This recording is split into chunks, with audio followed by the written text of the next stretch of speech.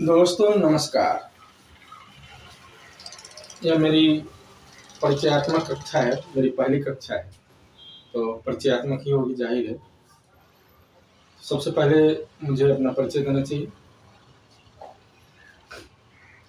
मेरा नाम ब्रजकिशोर सिंह है। ये इस शरीर को जो मैंने धारण किया है या प्रारब्ध द्वारा जो धारण करवाया गया है, इसका नाम ब्रजकिशोर सिंह है। मैं एक लंबे समय से कंपटीशन देता रहा हूँ। सफलता मेरे हाथ में नहीं थी, सफलता मिली नहीं। कई बार इंटरव्यू तक पहुंचकर सफलता हाथ में आते आते रह गई। कई बार बुखार लग गया, लू लग गई, एयरफोर्स का फिजिकल टेस्ट देना था तो बीमार पड़ गया। इस तरह की घटनाएं होती रही। और जैसा कि आषाढ़ का एक दिन नाटक में मोहन राकेश जी, जो हिंदी साहित्य के सबसे बड़े नाटककार माने जाते हैं जयशंकर प्रसाद के बाद, उन्होंने कहा है कि कालिदास क्या है, कौन है। आषाढ़ का एक दिन अगर आप पढ़ेंगे तो पाएंगे कि वो कालिदास महाकवि जो हैं संस्कृत के, उनके ऊपर आधारित है। तो उसमें उन्होंने कहा है कि कालिदास क्या है, एक सफल विलोम। और विलोम क्या है, एक असफल कालिदास। दोनों में बस इतना ही अंतर। तो मैं भी असफल कालिदास बन के रह गया, सफल विलोम नहीं बन पाया। लेकिन चूंकि मेरे पास अनुभवों का खजाना है, इसलिए मैंने सोचा कि आप लोगों को उससे लाभान्वित कराऊं। काफी समय से मेरी मंशा थी, लेकिन मेरे पास, जैसा कि आप देख रहे होंगे, कि साधनों का घनघोर अभाव है। मेरा जीवन ही अभावों की एक महागाथा रही है।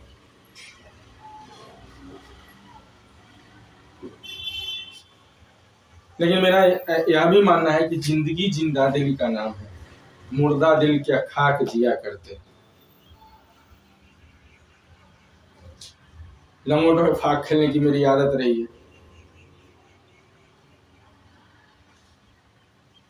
मेरा मानना रहा है कि ठहाके लगाकर हंसो और दीर्घजीवी बनो।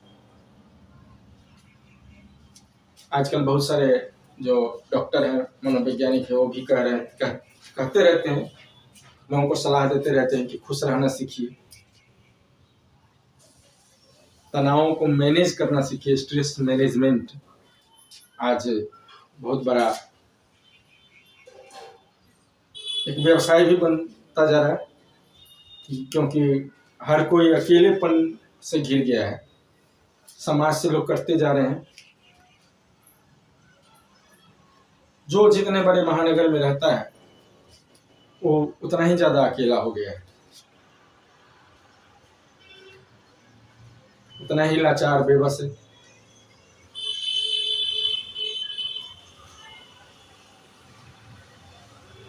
कोई दिन भर टीवी नहीं देख सकता, कोई दिन भर मोबाइल नहीं देख सकता। एक समय ऐसा आएगा कि उसका मन उबने लगेगा।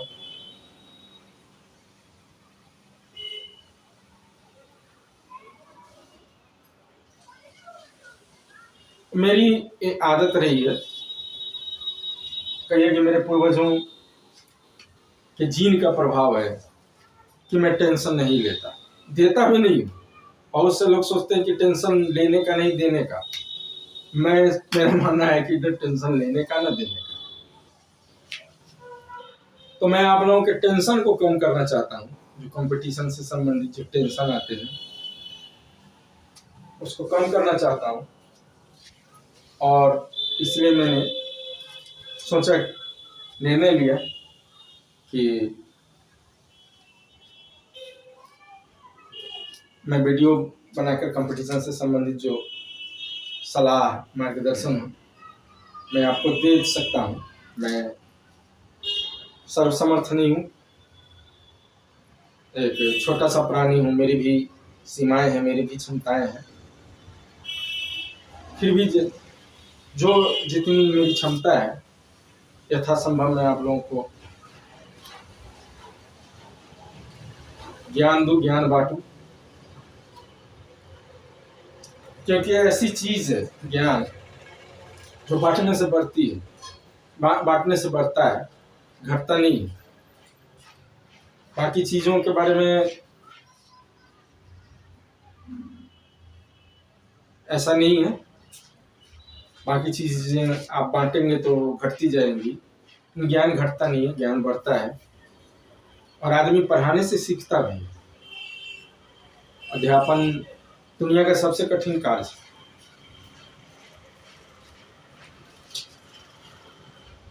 तो मैंने एक नामकरण कर दिया है अपने YouTube चैनल का, Braj study circle. William Shakespeare कहा करते थे, what is in the name, नाम में क्या रखा है। हालांकि नाम से फर्क तो पड़ता है। मैंने काफी सोच विचार किया और मुझे सबसे उपयुक्त जो नाम लगा वो मैंने रखा है। आशा करता हूं कि आप लोगों को भी पसंद आएगा। मैं यहाँ शुरुआत करूंगा जनरल स्टडीज से। वैसे तो मैं आपको हिंदी व्याकरण भी अच्छा पढ़ा सकता हूँ, हिंदी भाषी क्षेत्र से हूँ, हिंदी से मेरा लगाव रहा है, हिंदी से मैं प्रेम करता हूँ, हिंदी की मैं भक्ति करता हूँ।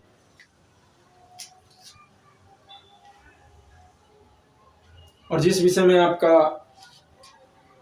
लगाव रहे, प्रेम रहे, उसी विषय को आप अच्छी तरह से सीख सकते हैं। मेरे गुरुदेव गजेंद्र बाबू, जो हाई स्कूल के ज़माने में हेडमास्टर थे हाई स्कूल,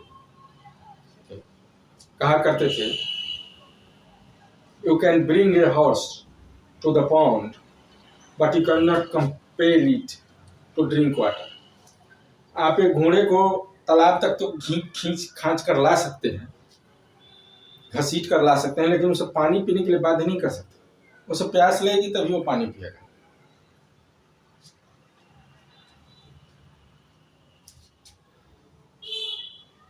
इसलिए मैं आप लोगों को इस तरह से पढ़ाऊंगा, इस तरह से समझाऊंगा कि दिमाग पर बोझ न पड़े, ज़्यादा दिमाग लगाने की जरूरत न पड़े।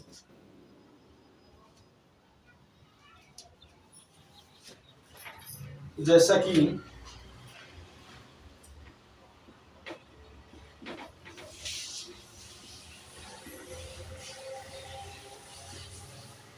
विद्वज्जनों ने, सुधीजनों ने इस विषय का नाम दिया है सामान्य अध्ययन।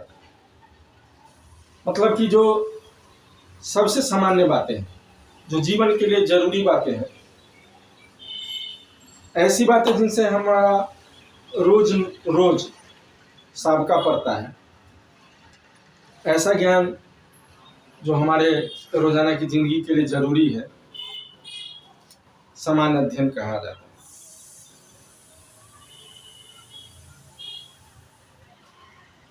सिर्फ कंपटीशन के लिए ही नहीं,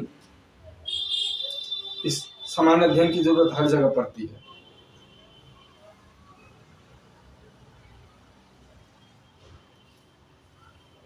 हालांकि इसका नाम तो जनरल नॉलेज है, लेकिन ये जनरल है नहीं, जनरल होते हुए भी जनरल नहीं है।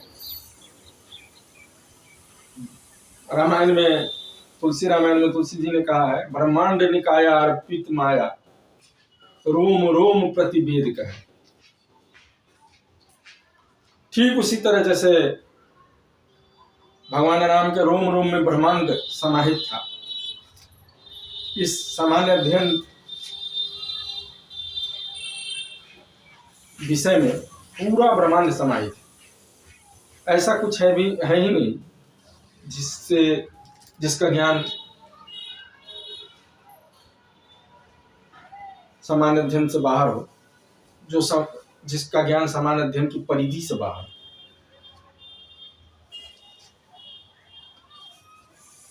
फिर भी अगर आप सिलेबस को देखेंगे किसी भी कंपटीशन के, तो उसमें सामान्य अध्ययन के अंतर्गत भारतीय इतिहास, भूगोल, सामान्य विज्ञान,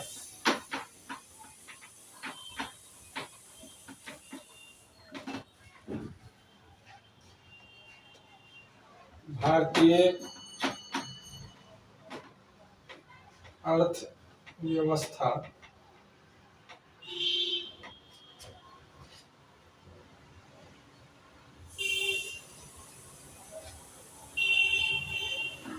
भारतीय राज्य व्यवस्था अद्यतन, सामान्य ज्ञान,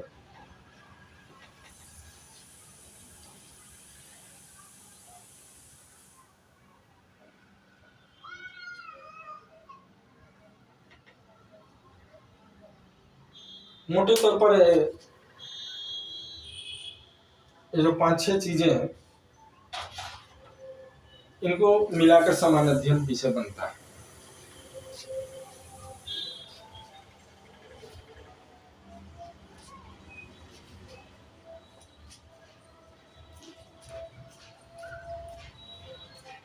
इसके अलावा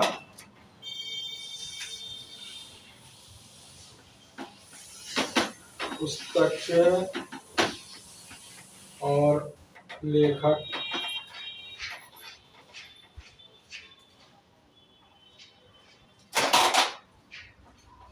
तिथियां,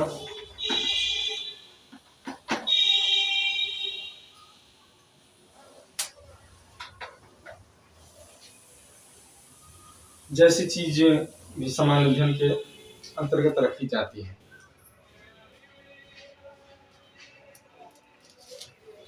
आजकल जो ट्रेंड चल पड़ा है तैयारी करने का, कंपटीशन कोई भी हो, तो रेडीमेड का जमाना है।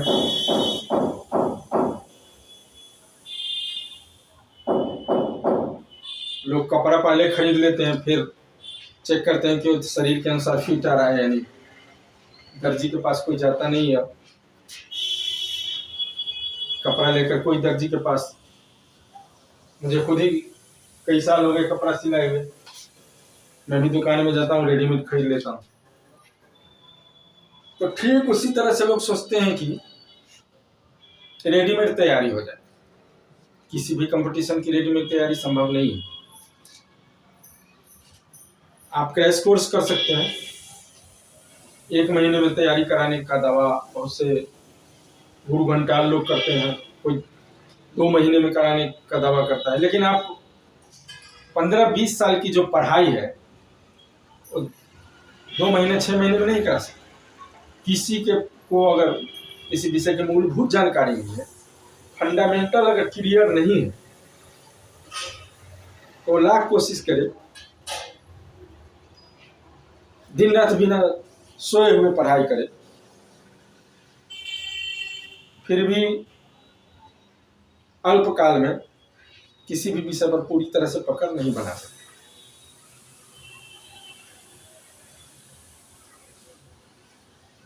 शीघ्रता को भी समय चाहिए। आप बैंक गए होंगे तो वहाँ बहुत से बैंकों में लिखा रहता है कृपया धैर्य रखें, शीघ्रता को भी समय चाहिए। समय तो चाहिए। अगर सही मायनों में कंपटीशन की तैयारी करनी है, अगर आप माता पिता को धोखा नहीं देना चाहते, तो आपको समय तो देना पड़ेगा।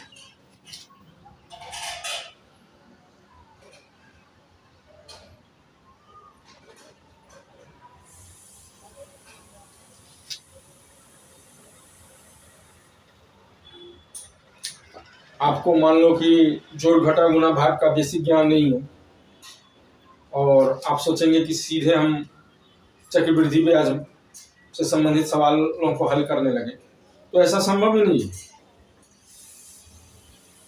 जो बेसिक ज्ञान है वो आपको प्राप्त करना ही होगा, उसका कोई मार्ग नहीं है बिना परिश्रम, बिना समय दिए। हाँ, ये बात अलग है कि आप रट सकते हैं। मुझे याद आता है कि मैं छठी कक्षा में पढ़ता था, तो मेरे गुरुदेव श्री राम बाबू नेतरहाट विद्यालय में नामांकन के लिए तैयारी करवा रहे थे हम लोगों की। तो मैं एक बार खो गो रट गया था कि एक का को उत्तर है, दो का ख है, तीन का गो है। तो इनसे क्या फायदा हुआ, विषय का ज्ञान तो हुआ नहीं। हाँ, उस दिन मैं टॉप हो गया, उन्होंने जो टेस्ट लिया उसमें। इनसे कोई फायदा नहीं हुआ, दीर्घकालिक लाभ नहीं हुआ। आप रट के कंपटीशन दे सकते हैं, लेकिन अगर प्रश्न जस का तस नहीं है जो आप रट के गए, तो फिर आप प्रश्नों का विश्लेषण नहीं कर पाएंगे। ABCD में से कौन सा उत्तर सही होगा, बिना विश्लेषणात्मक बुद्धि के, ज्ञान के आप सही उत्तर प्राप्त नहीं कर सकते। इसलिए मेरी सलाह है, मेरा मानना है कि किसी भी विषय का,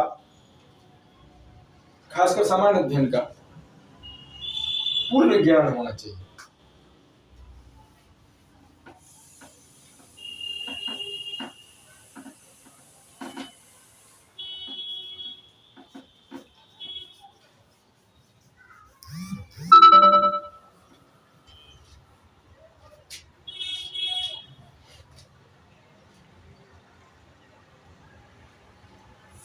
सबसे पहले आपको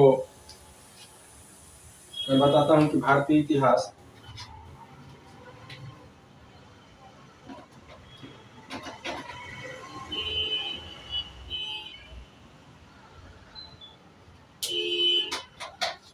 का संपूर्णता से ज्ञान होने के लिए, गहराई से अध्ययन करने के लिए आपको कुछ पुस्तकें हैं जिनको पढ़ना जरूरी है। वैसे मैं यहाँ इस कक्षा के माध्यम से भी आपको बताऊंगा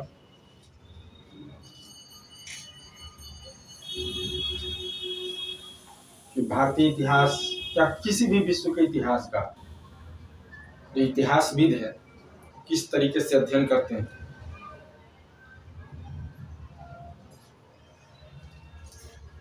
बीती हुई बातों का ज्ञान प्राप्त करना आसान नहीं होता। हम जो वर्तमान में जो घटनाएं घट रही होती हैं उन पर मतैक्य नहीं प्राप्त कर सकते। तो जो घटनाएं हजारों साल पहले, लाखों साल पहले घट चुकी हैं, उनके विश्लेषण में तो मत भिन्नता आनी ही है।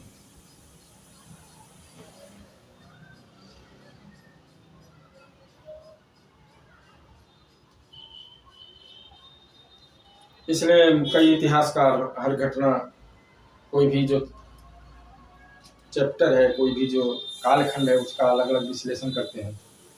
कोई कहता है कि गुप्तकाल स्वर्ण युग था, तो कोई कहेगा कि उत्तर मौर्य काल व्यापार के दृष्टिकोण से स्वर्ण युग था। मतैक्य नहीं है। जब वर्तमान की घटनाओं, अभी मान लीजिए कि अरब इजराइल संघर्ष चल रहा, फिलिस्तीन इजराइल संघर्ष, हमास इजराइल संघर्ष, तो उस पर जब नहीं हो पा रहा है, मुंडे मुंडे मति भिन्ना की स्थिति है, तो फिर हजारों साल पहले जो घटनाएं घट चुकी उनके बारे में मत भिन्नता तो आनी ही है, ऐसा होना स्वाभाविक है। फिर भी मोटे तौर पर जो भारतीय इतिहास से संबंधित जो पुस्तकें हैं उनमें एल बासम,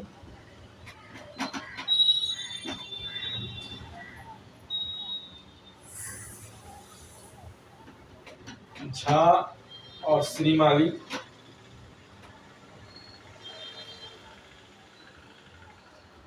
राम शरण शर्मा,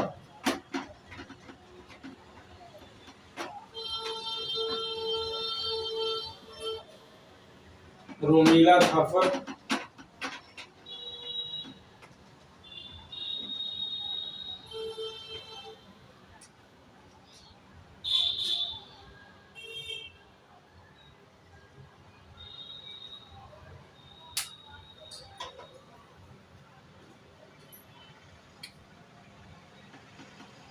कुमार एंड कुमार,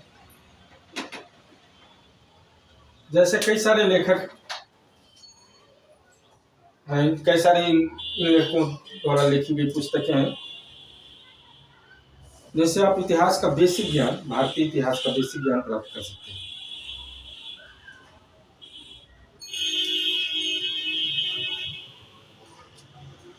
जैसा कि जाहिर है, प्राचीन भारत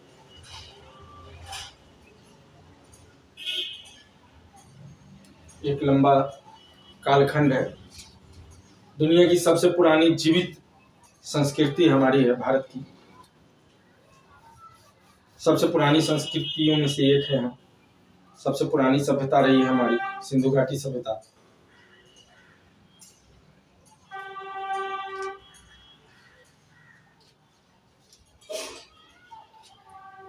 प्राचीन भारत का जो इतिहास है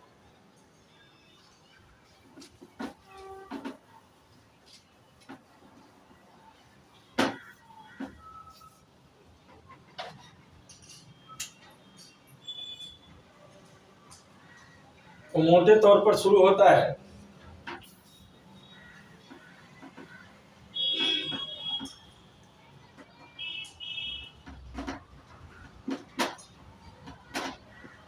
पाषाण काल से। पाषाण काल का मतलब है कि ऐसा कालखंड जिसमें पूरी दुनिया के मानव पत्थरों से काम चलाते थे।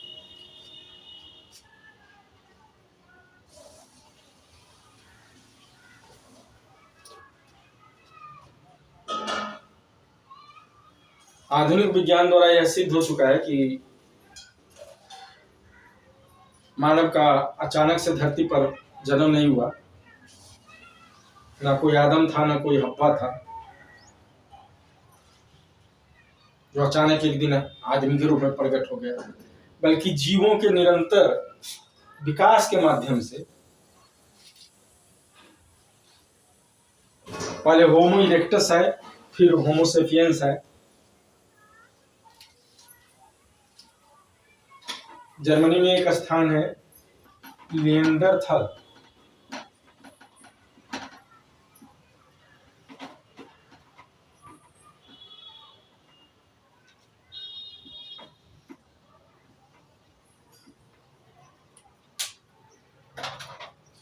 वहां निएंडरथल मानव के अवशेष मिले, जिनसे पता चलता है कि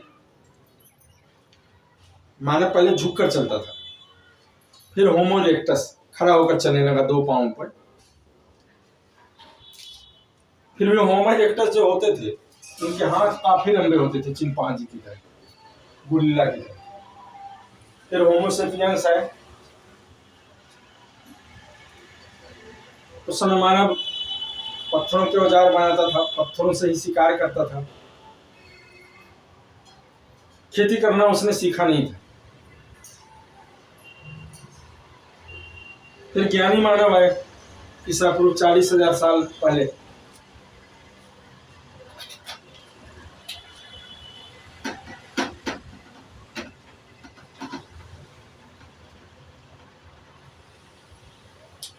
तो ज्ञानी मानव तो काफी बाद में है।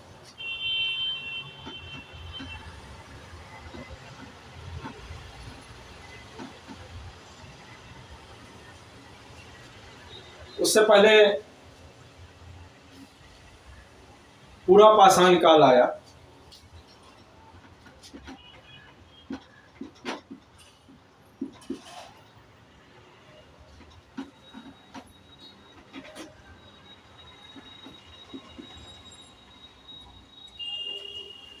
फिर मध्य पाषाण काल आया।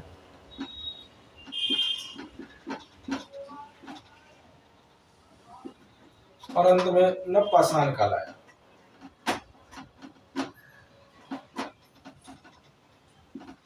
नवपाषाण काल में ही मानव ने आग की खोज की।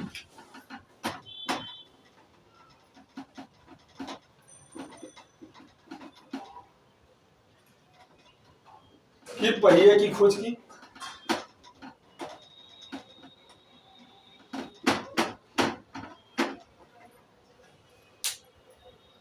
आदमी पका पकाया भोजन करने लगा।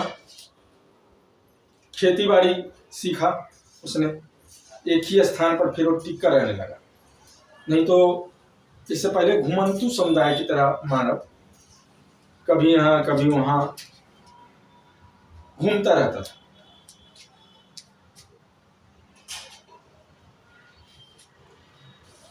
पहले मानव कच्चा मांस खाता होगा, कपड़े नहीं थे तो पेड़ों की छाल या जानवरों की छाल से कपड़े बनाए होंगे। गुफाओं में छिपकर सर्दियों का सामना किया होगा। इस बीच में न जाने कितनी बार हिमयुग आया।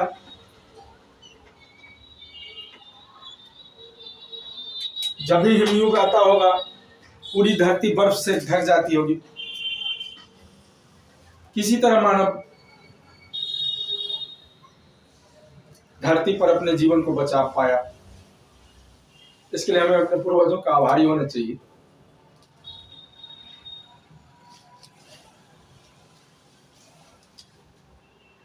एक तरफ तो प्रकृति से मानव को लड़ना पड़ा और दूसरी तरफ जंगली जानवरों से भी जान बचानी थी।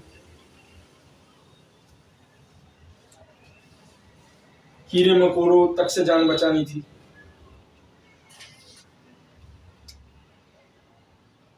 तो इस तरह एक लंबे कालखंड में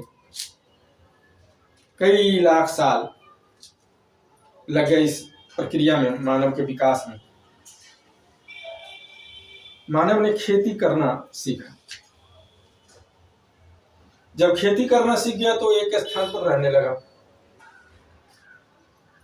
फिर परिवार का जन्म हुआ, समाज का जन्म हुआ। जब समाज का जन्म हुआ तो सत्ता का जन्म हुआ।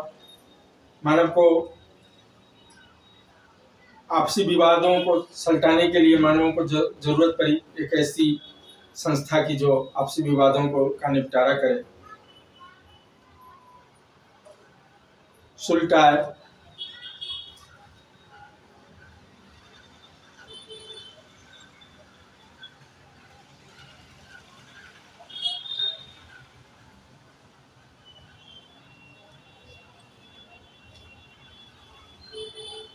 तो इस तरह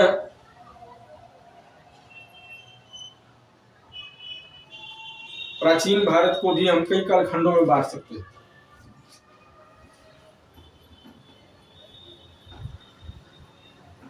जैसा कि मैंने बताया कि पहला कालखंड पूरा पाषाण काल है, नवपाषाण काल है, मध्य पाषाण काल है, मतलब कुल मिलाकर पाषाण काल है। उसके बाद सिंधु घाटी सभ्यता आई। सिंधु घाटी सभ्यता का कोई लिखित प्रमाण नहीं मिलता। जो पुरातात्विक अवशेष मिले उन्हीं पर हमें निर्भर रहना पड़ता है। पूरी निर्भरता उन पर है। यहाँ सभ्यता और संस्कृति का अंतर भी आपको समझना होगा। हम सिंधु घाटी सभ्यता को सभ्यता कहते हैं, जबकि वैदिक संस्कृति को संस्कृति बोलते हैं, उसको सभ्यता नहीं बोलते। एक अजीब तरह से की विडंबनात्मक स्थिति जहाँ सिंधु घाटी सभ्यता के लिखित प्रमाण नहीं मिलते। हालांकि बहुत सारी मुहरें मिली है, लेकिन उनको आज तक पढ़ा नहीं जा सका है, प्रामाणिक रूप से पढ़ा नहीं जा सका। कई लोगों ने दावा भी किया कि मैंने पढ़ा है, लेकिन सर्वसम्मति नहीं है इस मामले में। और उसके बाद जब वैदिक संस्कृति आई तो उसका पुरातात्विक प्रमाण काफी कम मिलता है, न के बराबर। हालांकि वेदों में जो सामाजिक स्थिति है, जो आर्थिक स्थिति है, महिलाओं की स्थिति है, सत्ता की स्थिति है, जो शासन चलता था उस समय किस तरह से चलता था, इसका व्यापक रूप से वर्णन किया गया है, लेकिन चूंकि उस समय जो घर बार होते थे अधिकतर फूस के बनाए जाने लगे थे, इसलिए कोई प्रमाण नहीं मिलता। जहां जहां भी वैदिक स्थलों की खुदाई हुई है तो अधिकतर हम मृद भांडों पर जो घड़े होते हैं, पहले तो मिट्टी के बर्तन से ही काम चलता था, मिट्टी के बर्तनों को हम मृद भांड कहते हैं। तो मृद भांडों के अध्ययन से ही हम अनुमान लगाते हैं कि उनका मेल कराते हैं जो वेदों में लिखा है उनसे।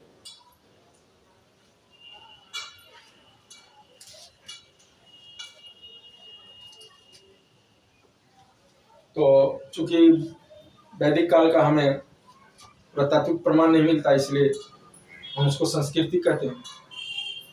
संस्कृति सॉफ्टवेयर है और सभ्यता हार्डवेयर है। मोटे तौर पर ऐसा समझिएगा, इस तरह से समझिएगा तो आसानी होगी समझने में।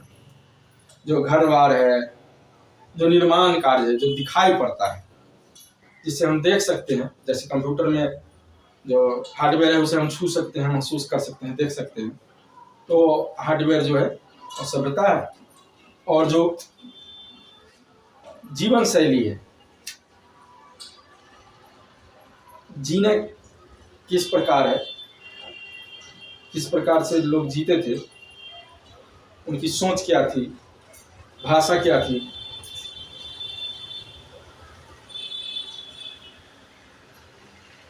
इसे हम मोटे तौर पर संस्कृति का नाम देते हैं। यह हमारी पहली कक्षा है और आप भी मुझे लगता है कि थक गए होंगे। इतिहास बहुत से बच्चों को, बहुत से छात्र छात्राओं को वाव सब्जेक्ट लगता है, खासकर जो विज्ञान स्ट्रीम से संबंधित जो बच्चे हैं। तो मैं आज की कक्षा का यहीं पे विराम देता हूँ। फिर अगली कक्षा में मुलाकात होगी बहुत जल्द। नमस्कार।